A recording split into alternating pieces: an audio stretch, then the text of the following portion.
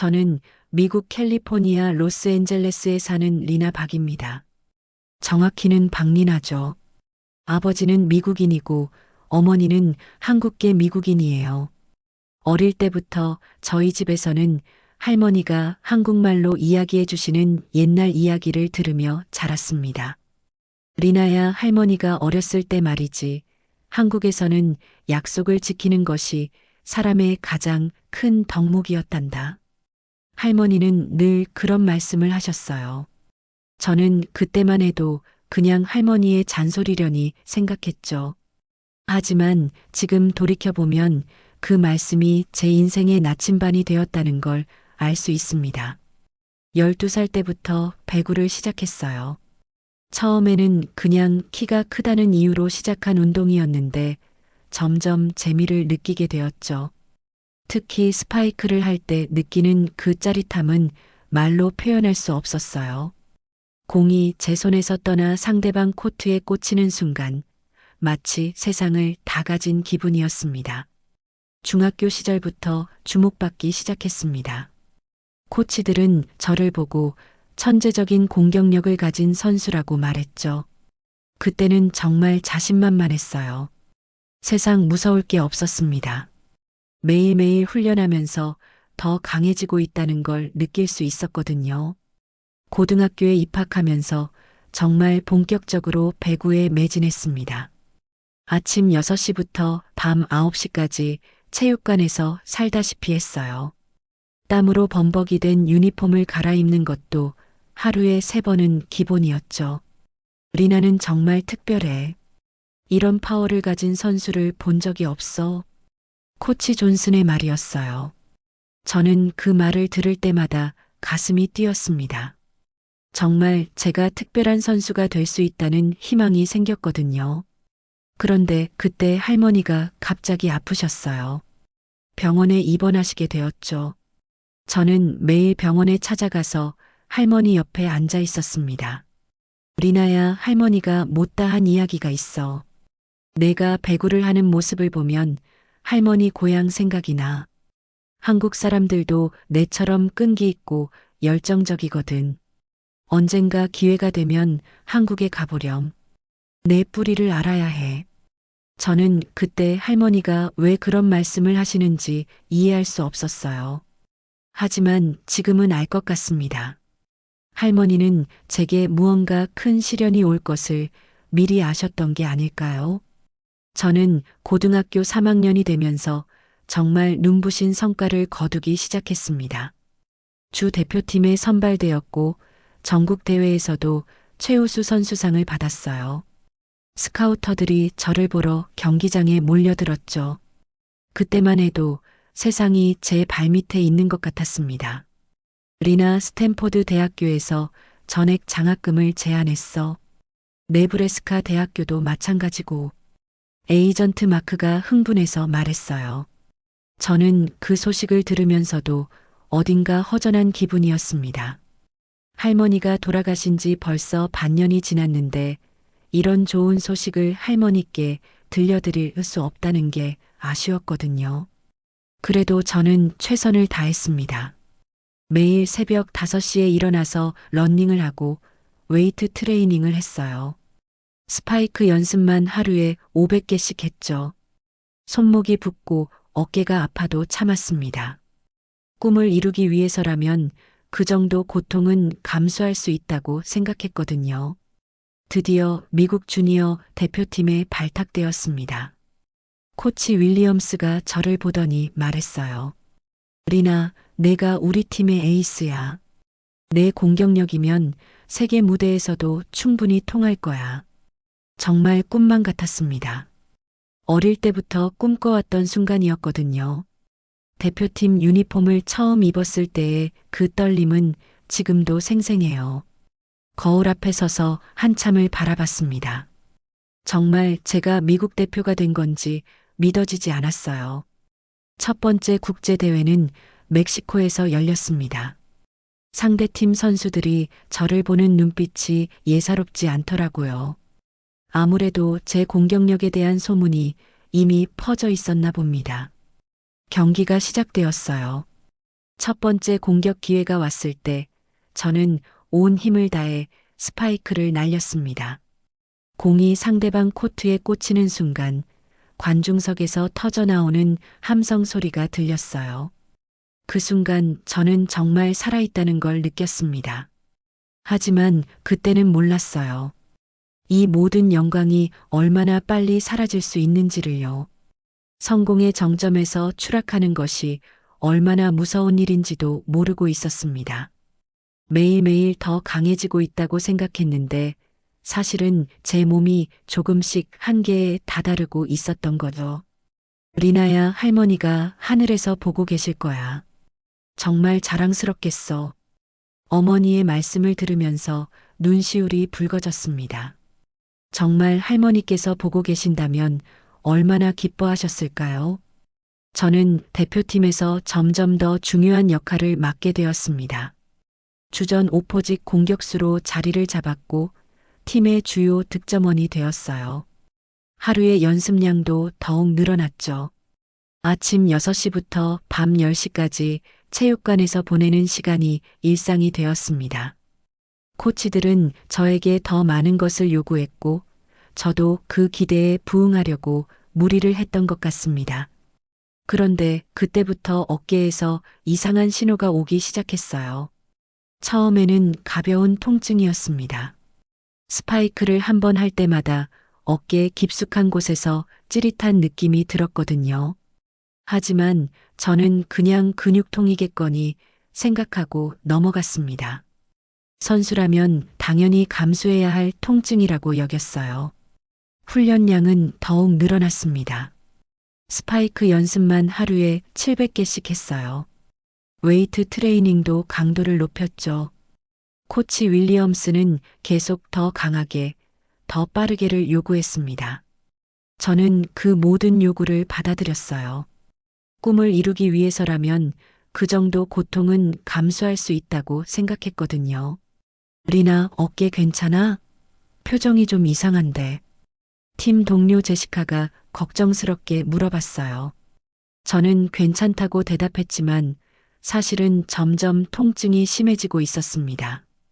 밤에 잠을 잘 때도 어깨가 아파서 뒤척이는 일이 많아졌어요. 드디어 운명의 날이 왔습니다. 세계 청소년 선수권 대회 결승전이었어요. 상대는 러시아 팀이었고 경기는 풀세트까지 가는 혈투였습니다. 마지막 5세트에서 저희가 14대 13으로 뒤지고 있는 상황이었어요. 코치 윌리엄스가 타임아웃을 요청했습니다. 리나, 이번이 마지막 기회야. 내가 해야 해. 저는 고개를 끄덕였습니다. 어깨 통증은 이미 극에 달했지만 팀을 위해서라면 무엇이든 할 수 있다고 생각했어요. 세터 엠버가 완벽한 토스를 올려줬습니다. 저는 온 힘을 다해 점프했어요. 그 순간이었습니다. 스파이크를 하는 순간 어깨에서 뭔가 끊어지는 소리가 들렸어요. 뚝 하는 소리와 함께 어깨에 전기가 흐르는 듯한 극심한 통증이 몰려왔습니다. 저는 그 자리에서 비명을 지르며 쓰러졌어요. 경기장이 순식간에 조용해졌습니다. 관중들도 선수들도 모두 저를 바라보고 있었어요. 팀 닥터가 급히 달려와서 제 어깨를 확인했습니다. 그의 표정이 점점 어두워지는 게 보였어요. 병원으로 즉시 이송해야 해요. 그 말을 들은 순간 저는 뭔가 큰일이 났다는 걸 직감했습니다. 구급차에 실려가면서 천장을 바라보고 있었는데 눈물이 계속 흘렀어요. 병원에서 MRI 검사를 받았습니다. 의사 존슨이 영상을 보더니 한숨을 깊게 쉬었어요. 회전근개 완전 파열입니다. 그리고 충돌 증후군도 심각한 상태고요. 수술을 해도 예전 같은 파워는 기대하기 어려울 것 같습니다. 그 말을 듣는 순간 제 세상이 무너지는 것 같았습니다. 구급차에 실려가면서 천장을 바라보고 있었는데 눈물이 계속 흘렸어요. 이게 정말 현실인지 믿고 싶지 않았거든요. 어깨에서 오는 극심한 통증보다도 제 꿈이 무너져 내리는 절망감이 더 컸습니다. 이틀 후 수술을 받았어요. 수술실에 들어가기 전까지도 이 모든 게 꿈이었으면 좋겠다고 생각했습니다. 마취에서 깨어났을 때 어깨는 꽁꽁 붕대로 감겨 있었고 움직일 수도 없었어요. 재활이 시작되었지만 진전이 거의 없었습니다. 석 달이 지나도 어깨를 제대로 들어올릴 수조차 없었어요. 물리치료사들도 고개를 저었습니다. 미국 최고의 스포츠 의학 전문의들을 찾아다녔지만 답은 똑같았어요. 기적이 필요한 상황입니다. 정말 절망적이었습니다. 매일 밤 잠자리에 누워서 할머니 생각을 했어요. 할머니가 살아계셨다면 뭐라고 하셨을까요? 그때 할머니가 하셨던 말씀이 문득 떠올랐습니다. 리나야, 절망적인 상황에서도 포기하지 않는 것이 진짜 용기란다. 그런데 어느 날 어머니가 흥미로운 소식을 가져오셨어요. 리나야, 한국에서 새로운 치료법이 개발됐다는 기사를 봤어. 미국에서도 포기한 어깨 부상을 완치시켰다는 내용이야. 저는 반신반의했습니다. 미국 최고의 의사들도 포기한 상황인데 한국에서 해결책이 있을까요? 하지만 지푸라기라도 잡고 싶은 심정이었어요. 인터넷으로 자료를 찾아봤습니다. 서울에 있는 한 병원에서 개발한 초미세 관절 내시경, 기법과 특수한 근막 재활 프로그램이 있었어요. 실제로 운동선수들의 성공 사례도 여러 건 있었습니다. 어머니와 상의했어요. 엄마, 한국에 가보고 싶어요. 마지막 기회라고 생각하고. 어머니는 처음에 걱정스러워 하셨지만 결국 제 결정을 지지해 주셨습니다. 할머니가 늘 한국을 그리워하셨던 것도 생각이 났어요. 어쩌면 이것도 운명일지도 모른다는 생각이 들었습니다. 한국행 비행기표를 예약했습니다. 13시간이라는 긴 비행 시간이 기다리고 있었어요. 창밖을 바라보면서 정말 한국에서 기적이 일어날 수 있을까 하는 생각을 했습니다. 할머니의 고향에서 새로운 희망을 찾을 수 있을까요? 인천공항에 도착했을 때의 그 느낌은 말로 설명하기 어려워요. 할머니가 그렇게 그리워하셨던 땅을 제가 밟고 있다니요. 뭔가 특별한 기운이 느껴지는 것 같았습니다. 인천공항에서 서울로 향하는 버스 안에서 창밖 풍경을 바라보고 있었는데 정말 신기했어요. 할머니가 어릴 때 이야기해 주셨던 그 나라에 제가 직접 와 있다니요. 고층 빌딩들 사이로 보이는 한강도, 거리를 오가는 사람들도 모든 것이 새로웠습니다. 강남에 있는 병원에 도착했어요.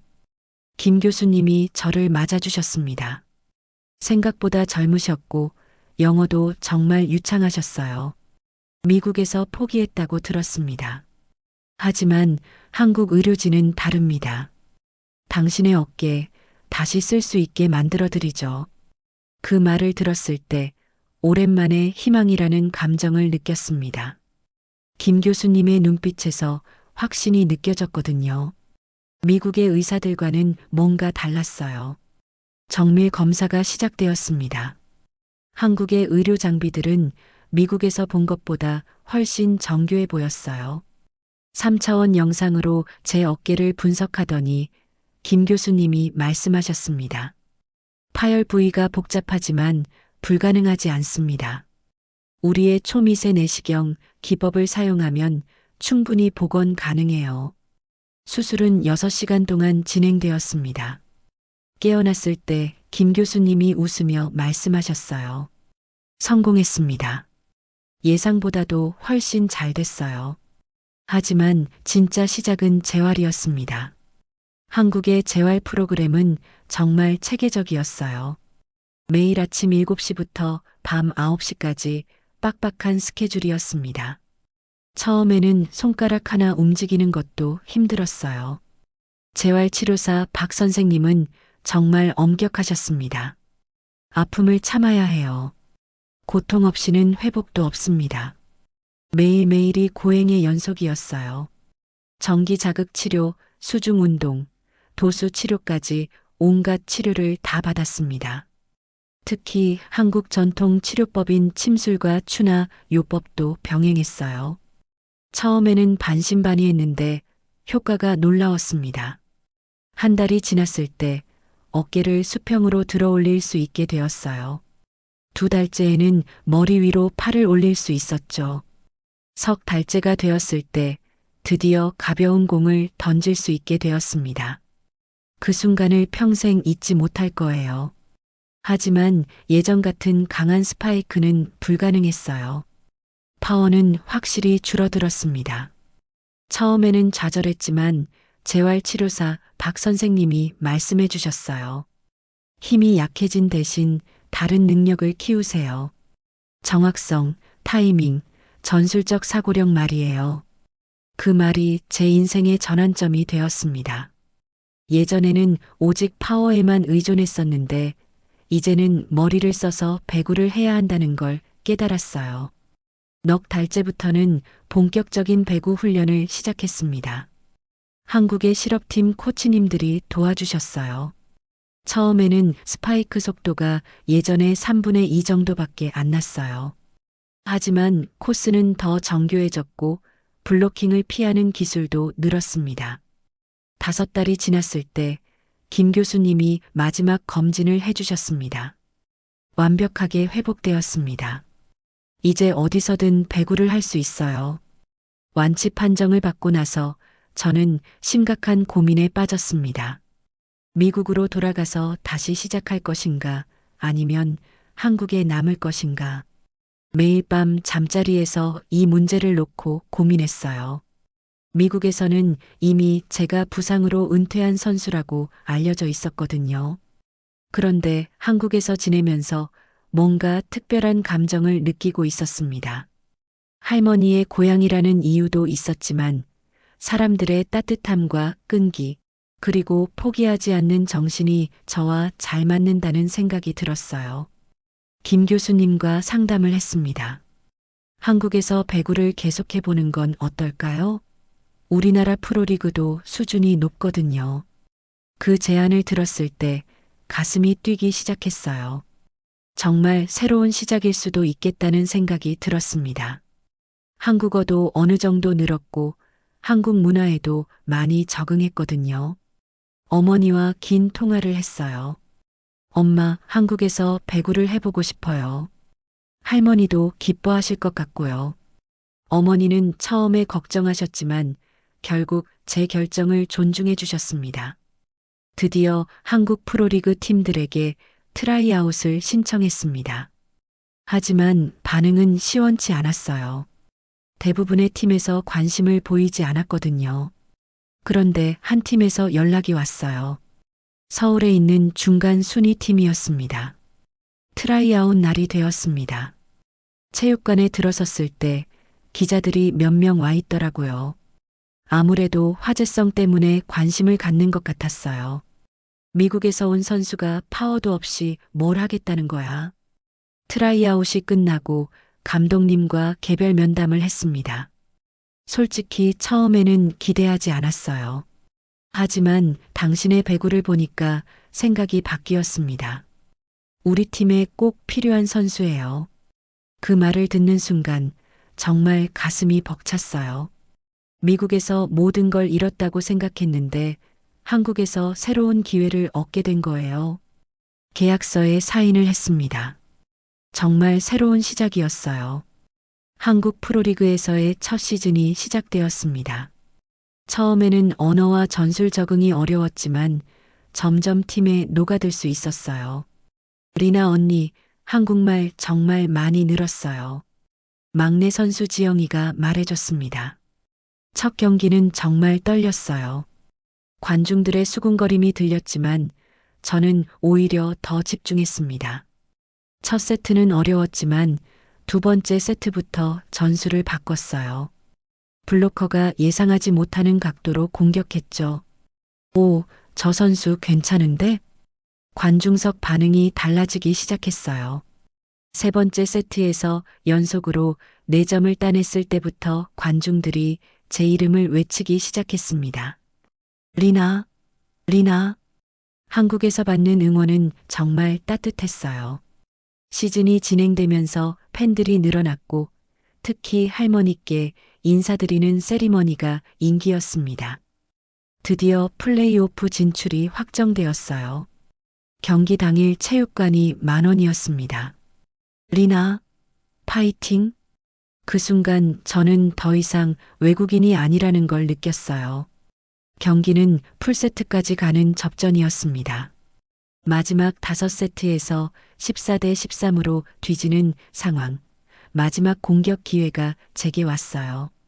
세터 은지가 완벽한 토스를 올려줬습니다. 저는 블로커들의 손목 사이 틈을 정확히 계산해서 공을 날렸어요.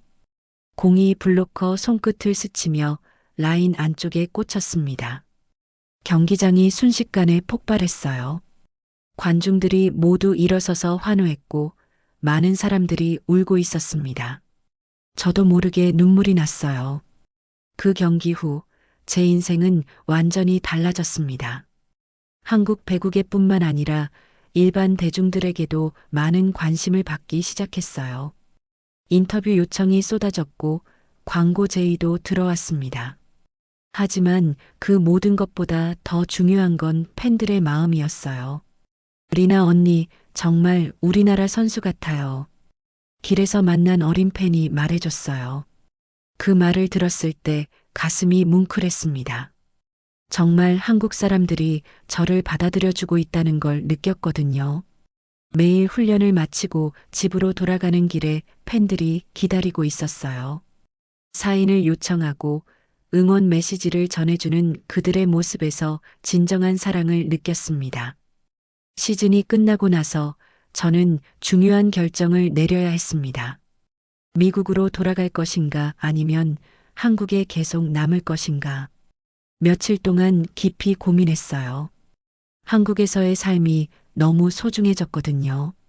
팀 동료들과의 우정, 팬들의 사랑, 그리고 무엇보다 할머니의 고향에서 느끼는 특별한 감정들이 있었습니다. 그런데 어느 날 김 교수님으로부터 전화가 왔어요. 리나 씨, 한국 대표팀에서 관심을 보이고 있어요. 귀화를 하신다면 태극마크를 달 수 있을 거예요. 그 말을 듣는 순간 심장이 멈추는 것 같았습니다. 태극마크요? 정말 꿈도 꾸지 못했던 일이었어요. 미국 대표팀에서 뛰었지만 한국 대표팀은 또 다른 의미였거든요. 할머니께서 그렇게 자랑스러워 하셨던 그 나라를 대표한다는 것 말이에요. 대표팀 감독님과 만남을 가졌습니다. 감독님은 저를 보자마자 환한 미소를 지으셨어요. 당신의 플레이를 보면서 정말 감동받았어요. 파워는 예전만 못하지만 배구에 대한 이해도와 경기 운영 능력은 최고 수준이에요. 특히 어려운 상황에서 팀을 이끄는 리더십이 인상적이었습니다. 감독님의 말씀을 들으면서 정말 기뻤어요. 제가 그동안 노력해온 것들을 인정받는다는 기분이었거든요. 부상 이후 새롭게 배운 지능적인 플레이 스타일이 인정받는 순간이었습니다. 하지만 귀화는 쉬운 결정이 아니었습니다. 미국 국적을 포기한다는 건 정말 큰 결심이 필요한 일이었어요. 가족들과도 긴 상의를 했습니다. 아버지는 처음에 걱정스러워 하셨지만 제 진심을 이해해 주셨어요. 어머니가 말씀하셨어요.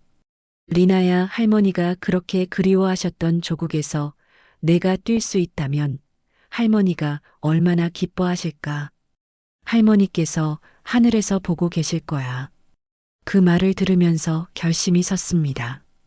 귀화 절차를 시작하기로 했어요. 서류 준비부터 면접까지 정말 복잡한 과정이었습니다. 한국어 시험도 봐야 했고 한국 역사와 문화에 대한 시험도 있었어요. 하지만 전혀 부담스럽지 않았습니다. 이미 제 마음은 한국인이 되어 있었거든요. 오히려 한국에 대해 더 깊이 알아가는 즐거운 시간이었어요. 드디어 귀화가 승인되었습니다. 한국 여권을 받던 날 정말 감격스러웠어요. 박리나에서 리나박으로 이제 정말 한국인이 된 거예요. 손에 든 여권을 바라보며 할머니 생각이 났습니다. 첫 번째 한국 대표팀 소집 통지를 받았을 때의 그 떨림은 평생 잊지 못할 거예요. 태극마크가 새겨진 유니폼을 입고 거울을 보는데 눈물이 왈칵 쏟아졌습니다. 정말 꿈이 현실이 된 순간이었어요.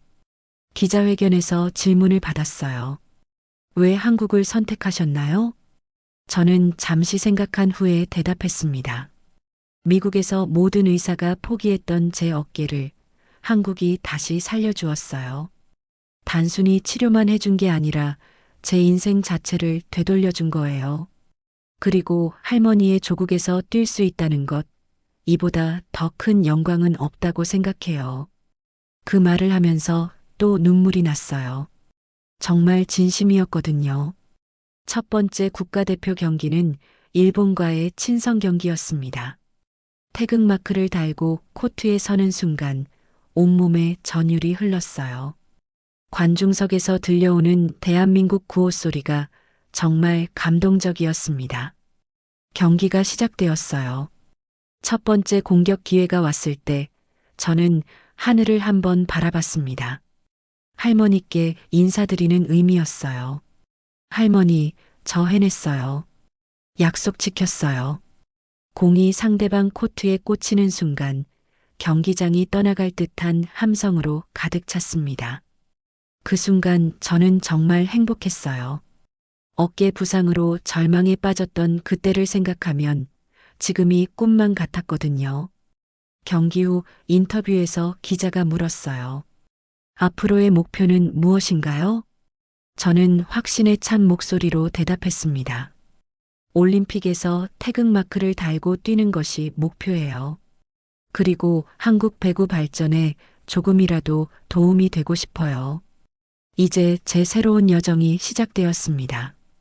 미국에서 시작된 배구 인생이 한국에서 새롭게 태어났어요. 할머니가 심어주신 약속의 씨앗이 마침내 꽃을 피운 거죠. 이것은 단순한 귀화가 아니라 운명이었다고 생각합니다.